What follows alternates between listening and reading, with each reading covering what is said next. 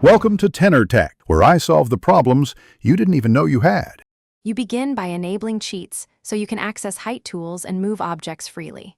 Once done, enter build mode and switch to the floor tools. You need the platform and stair options active. Make sure to save a backup of the lot or household now so you can revert if the split goes wrong. You'll use platforms to create a half level and stairs to connect them. Do this immediately to lock in the foundation for the split. Next, place a small platform at the desired spot. Set its height to half a story so it reads as a split level rather than a full floor. Once the platform is set, remove the adjoining floor tiles to create the stepped drop and open sight lines. Then add stairs and short railings to connect the adjacent zones. This preserves SimPathying and prevents routing errors. You're shaping both the visual split and the practical navigation in this step. Finally, test routing by sending a sim through the new split level. Watch for blocked paths or stuck animations.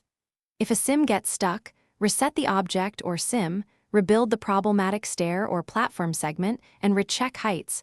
Small misalignments cause most issues.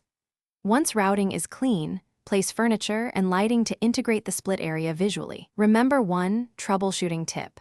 Use the move objects on cheat and adjust the platform height slightly if decorative items clip or obstruct navigation.